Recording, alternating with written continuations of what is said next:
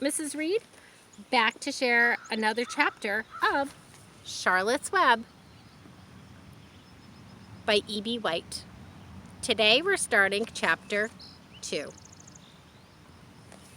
If you recall, Fern just acquired her new pig, and she named him Wilbur. We haven't met Charlotte yet. So let's find out what happens in chapter 2. So as usual, sit back and find your comfy place and get ready to be a listener. Chapter 2, Wilbur. Fern loved Wilbur more than anything. She loved to stroke him and to feed him and to put him to bed. And every morning as soon as she got up, she warmed up his milk and tied his bib on. I can't imagine putting a bib on a pig, but that's funny. And held the bottle for him. Every afternoon, when the school bus stopped in front of her house, she jumped out and she ran to the kitchen to fix another bottle for him. She fed him again at supper time, and again just before going to bed. Mrs. Arabelle gave him feeding around noontime each day, and when Fern was away at school. Wilbur loved his milk. He was never happier than when Fern was warming up his bottle for him, and he would stand up and he'd gaze at her with longing eyes, meaning he knew. It's like when you open cat food or put dog food in your dog's bowl. Those animals just know when it's feeding time. For the first few days of his life, Wilbur was allowed to live in a box near the stove in the kitchen. So they kept him nice and warm. Then when Mrs. Arabelle complained, he was moving to a bigger box in the woodshed. And at 2 weeks of age, he moved outdoors. It was apple blossom time, and the days were getting much warmer. Mrs. Arabelle fixed a small yard specially for Wilbur under an apple tree and gave him a large wooden box of straw with a doorway cut in so he could walk in and out as he pleased. "Won't he be cold at night?" said Fern. "No," said his father. "You watch and see what he does." Carrying a bottle of milk, Fern sat down under the apple tree in the yard. Wilbur ran to her and she held the bottle for him while he sucked on it. When he had finished the last drop, he grunted and he walked sleepily back to his box. Fern peered through the door. Wilbur was poking the straw with his snout, meaning going like this. He crawled into the tunnel and he disappeared from sight, completely covered with straw. Fern was enchanted. It relieved her to know that her baby would sleep all covered up in straw. This is his box.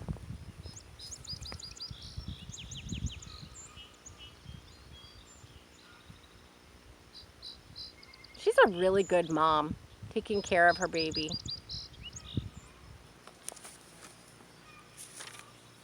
Every morning at breakfast, Wilbur walked out to the road with Fern and waited until her bus came, and she would say goodbye to him, and then he would stand and watch the bus until it vanished around the turn.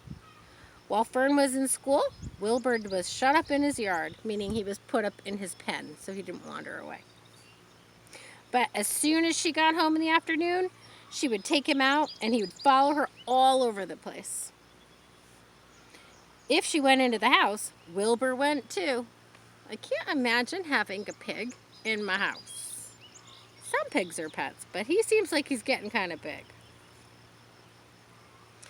If she went upstairs, Wilbur would wait at the bottom of the stairs until she came down again. If she took her doll for a walk in the doll carriage, Wilbur would follow along. And sometimes on these journeys, Wilbur would get tired and Fern would pick him up and put him in the carriage. He liked this. And if he was very tired, he would close his eyes and go to sleep under the baby doll's blanket. He looked so cute when his eyes were closed because his lashes were so long. The doll would close her eyes too, and Fern would wheel the carriage very slowly and smoothly so as not to interrupt her infant's sleep, meaning her baby doll and Wilbur. One warm afternoon, Fern and Avery put on bathing suits and they went down to the brook for a swim. Wilbur tagged along at Fern's heels. When she waded into the brook, Wilbur waded in with her. I wonder if pigs can swim. He found the water quite cold, too cold for his liking. So while the children swam and played and splashed at each other, Wilbur amused himself in the mud alongside the edge of the brook. That sounds about piggish, right? That seems like what a pig would do. Where it was nice and warm and moist and delightfully sticky and oozy. And every day was a happy day and every night was peaceful.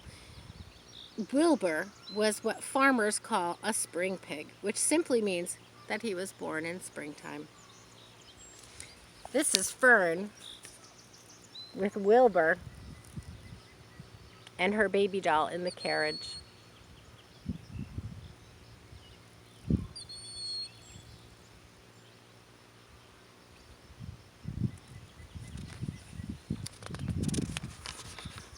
When he was 5 weeks old, meaning Wilbur, Mr. Arabelle said now he was big enough now to sell, and he'd have to be sold. Fern broke down and she wept, but her father was firm about it. Wilbur's appetite had increased. He was beginning to eat scraps of food in addition to the milk, and Mr. Arabelle was not willing to provide for him any longer.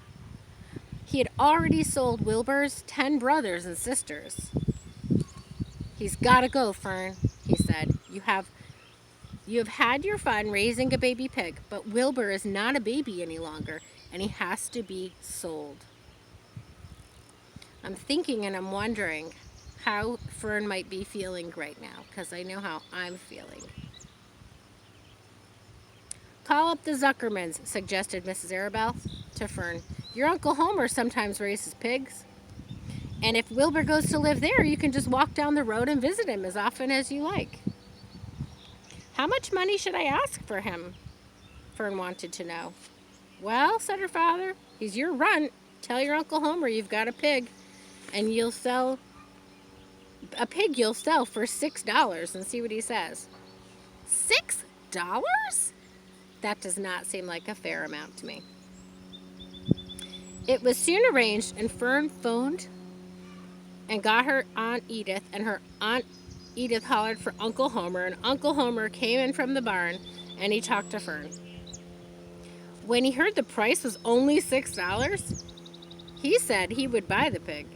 The next day, Wilbur was taken from his home under the apple tree, and he went to live in a manure pile at the cellar of the Zuckerman's barn. I'm wondering if Wilbur notices that he is moving to a new house. Tune in next time for Chapter 3. Thanks for being a great listener. Bye, guys.